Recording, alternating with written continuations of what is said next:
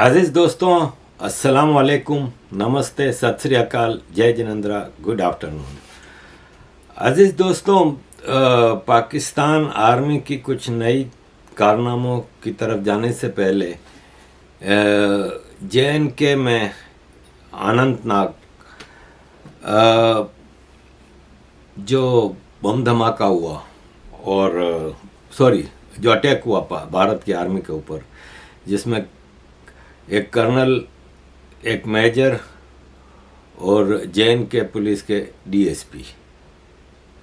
देखें, पाकिस्तान तो आर्मी तो ये करती रहेगी और ये इनका काम है।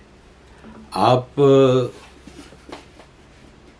जब तक फुल फोर्स के साथ, अब भारत ने ठीक है एक तरह से करेक्ट भी है कि इग्नोर की पॉलिसी रखी हुई है कि पाकिस्तान को अहमियत नहीं दे रहे। ये नहीं है कि सिक्योरिटी फेलियर है।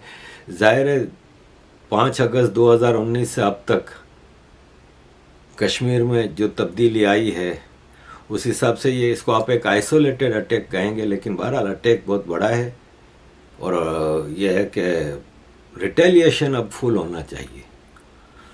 जहां भारत को पता है कि पाकिस्तान में कहां कहां ये ट्रेनिंग कैंप हैं जहां पर ये टेररिस्ट तैयार किए जाते हैं, जैसे बालाकोट, ऐसे अब एक प्रीएम्प्टिव स्ट्राइक बनती है भारत की। और यह है कि पाकिस्तान को एक देखें, ज़रूरी है, कुछ ना कुछ तो इसको करना होगा। और सबसे बड़ा मसला ये है कि भारत में एक जो बहुत बड़ी मुसीबत है वो ये है कि भारत में पाकिस्तान की कई पॉलिटिकल पार्टीज़ हैं, इसमें सबसे बड़ी कांग्रेस है। कांग्रेस एक्चुअली पाकिस्तान की पॉलिटिकल पार्टी है जो भारत में पॉलिटिक्स करती है। कांग्रेस के सैफुद्दीन सोज साहब फरमाते हैं कि हमें टेररिस्टों से बात करनी चाहिए जिन्होंने हमारे फौजी मार दिए। इनकी नज़र में कश्मीर में मरने वाला टेररिस्ट शहीद होता है और भारतीय फौज मार दिए, हु किल्ड आवर सोल्जर्स। हमें उन टेररिस्टों की हालत का पता चलना चाहिए। इस तरह की बातें तो पाकिस्तान ही कर सकता है। पाकिस्तान भी इस हद तक गिरी हुई बात नहीं कर सकता। टेररिस्टों से बातें करो, टेररिस्टों की हालत का पता करो। अबे वो पाकिस्तान ने ट्रेन करके, पैसे देके, ब्रेन वॉश करके भेजा है। सीधा सीधा बोलो, भारत के पॉलिटिशियन हो, पाकिस्तान के नहीं हो। अजीज दोस्तों, पाकिस्तान के ये काम हैं और ये पाकिस्तान करता रहेगा। पाकिस्तान अपने मुल्क में भी अपने लोगों का यही कर रहा है। सिंध में, बलूचिस्तान में, केपीके में बाकायदा अब लोग तंग आ गए हैं। देखें, सिंध, बलूचिस्तान और केपीके के लोगों के ऊपर 3-4 किस्म की मुसीबतें हैं जो कि पंजाब पे नहीं है। एक तो है पूरे पाकिस्तान की इलेक्ट्रिसिटी का बिल, पेट्रोल, महंगाई, जॉबलेसनेस, ये तो है पूरे पाकिस्तान में। कंपैरेटिवली ये भी पंजाब में कम है। दूसरा जो मसला सिंध, बलूचिस्तान, केपीके को, ये आर्मी है जिसके ऑपरेशन ही ख़त्म नहीं होते। अब कराची में रेंजर्स को 6 महीने के लिए ओपन राइट्स दे के ऑपरेशन किया जाएगा। ये सब ऑपरेशन आपको भी पता है पॉलिटिकली मोटिवेटेड है।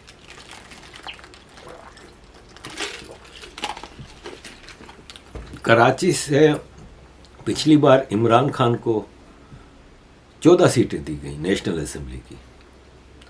सिर्फ 6 सीटों के लिए इसको MQM से अलायंस करना पड़ा था गवर्नमेंट बनाने के लिए। आप सोचें, अगर 14 कराची की ना होती इसके पास, तो इसकी तो मेजॉरिटी भी नहीं होती, नून लीग की होती। कराची की आवाम भी पागल है और कराची में मैनिपुलेटेड इलेक्शंस होते हैं, मस्ट होते हैं।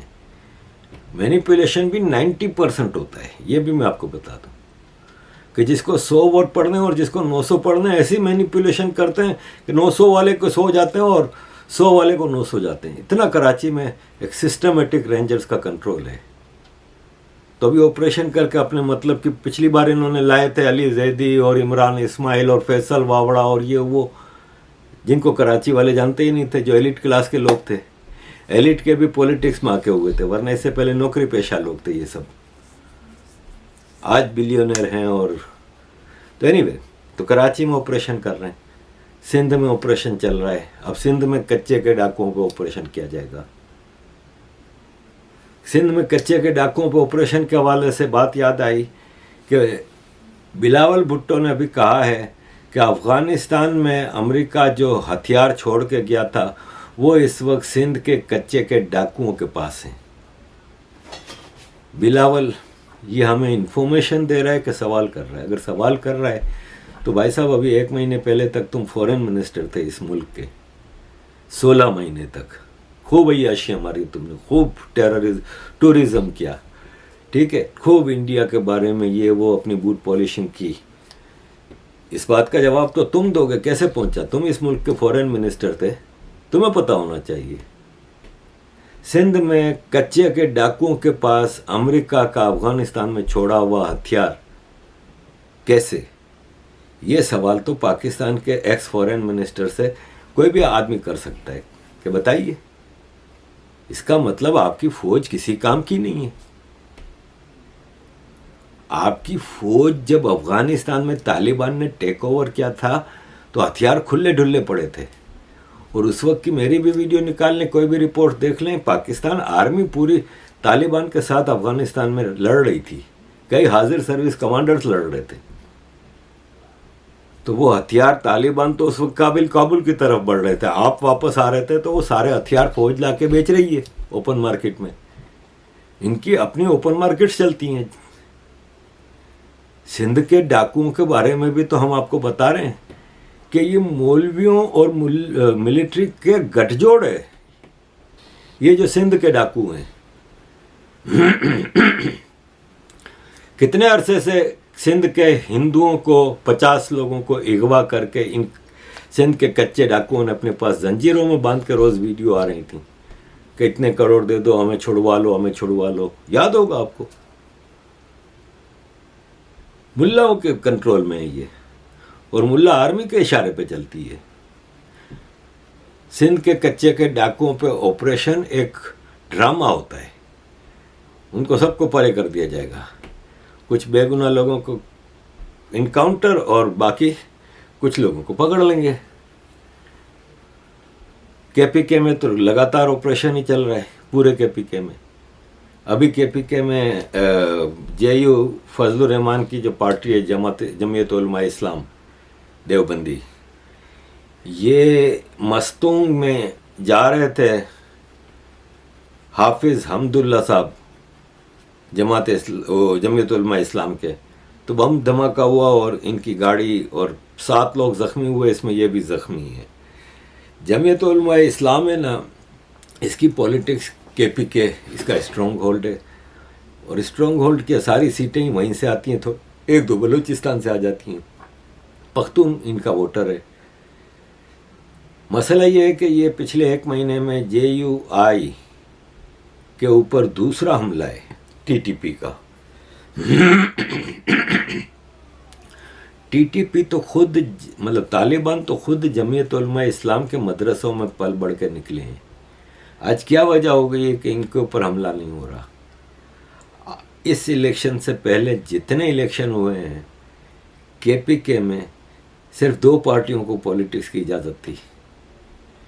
एक इमरान खान की PTI, वो भी पिछले 2 इलेक्शन से, वरना लगातार पीछे जब से तालिबान बनी है तब से सिर्फ जमीयत उलमा इस्लाम और जमात इस्लामी, इन 2 को इजाज़त होती थी।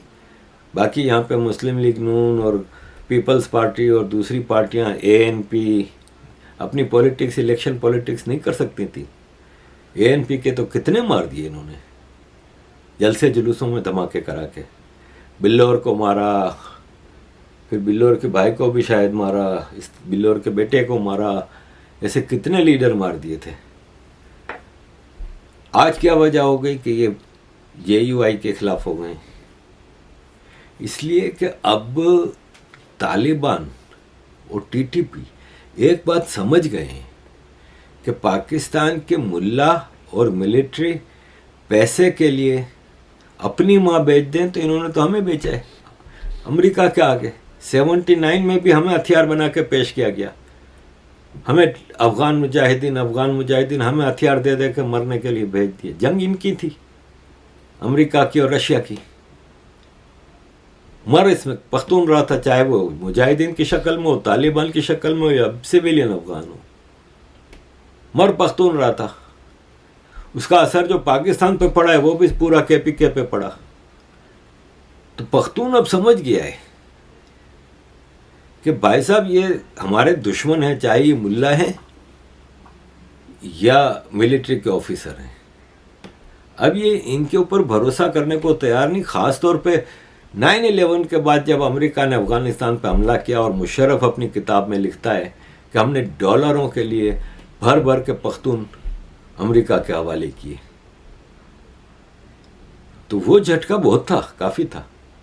और फिर 20 साल तालिबान एक जंग लड़ रहे थे, तो ये थोड़ी था कि पहाड़ों में बैठ के मुसलसल मार कुटाई कर रहे थे। पाकिस्तान में तालिबान कमांडर रहते थे, दोहा कतर में रहते थे, सोच विचार करते थे, हालात पे नज़र रखते थे, तो देखते थे कि उस सारे पीरियड में भी अफ़गानिस्तान को, चाहे वो हामिद करज़ाई का दौर हो या इसका अशरफ गनी का हो, पाकिस्तान अफ़गानिस्तान में कुछ ना कुछ साजिश ही करता रहता था। और इन्होंने देखा कि इंडिया का रोल क्या है, कि इंडिया कोई पॉलिटिक्स नहीं कर रहा, चुपचाप डेवलपमेंट वर्क इनका करके दे रहा है, इंफ्रास्ट्रक्चरल ट्रेनिंग ये वो। 20 साल उनका ये अनुभव रहा है, इन्होंने बारीकी से चीज़ें देखी। तो फिर तालिबान आज पाकिस्तान पे भरोसा नहीं कर सकता। अभी तालिबान ने देखा, हर बॉर्डर होता है ना उसके दो मुल्कों का, तो ये पाकिस्तान का बॉर्डर है, ये अफगानिस्तान का बॉर्डर है, बीच में एक बफर जोन रखा जाता है। आप देखते हैं जब फिल्मों में भी बॉर्डर दिखाए जाते हैं तो इधर इंडिया का गेट खुलता है तो पाकिस्तान का गेट थोड़ा दूर होता है, बीच में एक हिस्सा होता है, एरिया होता है, कहीं ज़्यादा चौड़ा होता है, कहीं कम होता है, लेकिन होता है। ख़ास तौर पे ये इंडिया, पाकिस्तान, बांग्लादेश वगैरह की बॉर्डर्स की। अफ़गानिस्तान ने उस बफर जोन में एक चौकी बना डाली बॉर्डर पे। पाकिस्तान वार्निंगें देता रहा, क्योंकि पाकिस्तान अब लड़ने पड़ने वाला मुल्क नहीं रहा। टेररिज्म करा लो, वो भी टेररिज्म इनके सिविलियंस को मरने के लिए भेजते हैं। अब ये पाकिस्तानी फौजी जान देने से घबराता है भाई। एनीवे, वार्निंगें दी। अब अफगान वहाँ पे एक और चौकी बना रहे थे उस बफर जोन में, और पाकिस्तान का क्लेम ये है कि वो पाकिस्तान के एरिया के अंदर बना रहा था, क्योंकि जो बफर जोन है अगर वो 100 मीटर का है फासला दो गेटों के बीच में, दो बॉर्डर के बीच में, तो 50 मीटर पाकिस्तान का कह लें, 50 मीटर अफगानिस्तान का या इंडिया का कह लें। तो उस बफर जोन में जो पाकिस्तानी साइड थी वहाँ पे चौकी बना रहे थे पाकिस्तानियों ने, वहाँ पे फौजियों ने वार्निंगें दी। जब ज़्यादा शोर मचाया तो अफगानियों ने फायरिंग की। ये पाकिस्तानी स्टेटमेंट है, अफगानिस्तान का स्टेटमेंट मुख्तलिफ है। पाकिस्तानियों ने फायरिंग की, पाकिस्तान के 4 मारे गए फौजी और कुछ सिविलियंस भी विक्टिम बने। और उसका जवाब आज भारत में फिर इन्होंने ये दिया है। तो लड़ो जाओ अफगानियों से, तालिबान से लड़ो। देखें ये रिपोर्ट है कि भारत अफगानिस्तान में तालिबान भर भर के ड्यूरन लाइन की तरफ जा रहे हैं पाकिस्तान से लड़ने के लिए। इसको एक जिहाद का नाम दिया गया है और बाकायदा रिकॉर्डिंग्स चल रही हैं, कई वीडियोस आई हैं जिसमें दिखाया गया है कि ये मुख्तलिफ जगहों पे जमा हो के ड्यूरन लाइन की तरफ बढ़ रहे हैं मुख्तलिफ जगहों पे। और साथ में टीटीपी ने पाकिस्तान को बॉर्डर में कई जगहों पे इंगेज करके रखा है। इसका बदला पाकिस्तान ने ये लिया कि तोरखम बॉर्डर है ना जो पाकिस्तान और अफगानिस्तान का, वो लास्ट मंथ पाकिस्तान ने बंद कर दिया। तोरखम बॉर्डर अफगानिस्तान की कंज्यूमर प्रोडक्ट्स हैं, जितनी भी खाने पीने की ट्रेडिंग, मेजॉरिटी पाकिस्तान से होती है। और दरअसल आप ये कह रहे हैं कि ये सपोर्टिंग रूट है भारत पाकिस्तान की तरफ से अफगानिस्तान के लिए, कि शायद टैक्स वगैरह नहीं लिया जाता, इनको फ्री ट्रेड की इजाज़त दी गई है। लेकिन ऐसा नहीं है। क्योंकि ये बलूचिस्तान से लेके केपीके तक जो अफ़गानिस्तान का बॉर्डर है पाकिस्तान के साथ, ड्यूरन लाइन, उस पर फौज है, पाकिस्तान की फौज। एक ट्रक भी पैसा दिए बगैर नहीं जा सकता, तो वो फौज की कमाई के इलाके हैं। लेकिन अफ़गानिस्तान के लिए ये डेथ एंड बर्थ की पोजीशन है, क्योंकि मरने जीने का मसला है, इनका रोज़ का हिसाब किताब सब इधर से जाता है। वो पाकिस्तान ने बंद कर दिया, हज़ारों ट्रक फंस गए उधर। अफ़गानिस्तान में क्राइसिस आ गए। अफ़गानिस्तान ने, तालिबान गवर्नमेंट ने पाकिस्तान से कहा कि भाई आप ये खोलें तोरखम बॉर्डर। पाकिस्तान ने कहा पहले वो चौकी हटाओ। उसने कहा नहीं, चौकी तो हमारे इलाके में बनी है, हम तो नहीं हटाएंगे। उस पर बहस चल रही है। अब सुना है कि शायद आजकल में खुल जाए तोरखम बॉर्डर।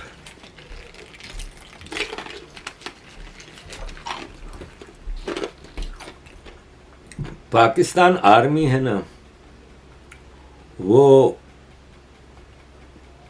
इस वक्त टीटीपी से एक फुल फ्लेज जंग लड़ रही है। एक तरफ बलूचिस्तान में फुल फ्लेज जंग है, लास्ट वीक भी मैंने इस पर एक प्रोग्राम किया था।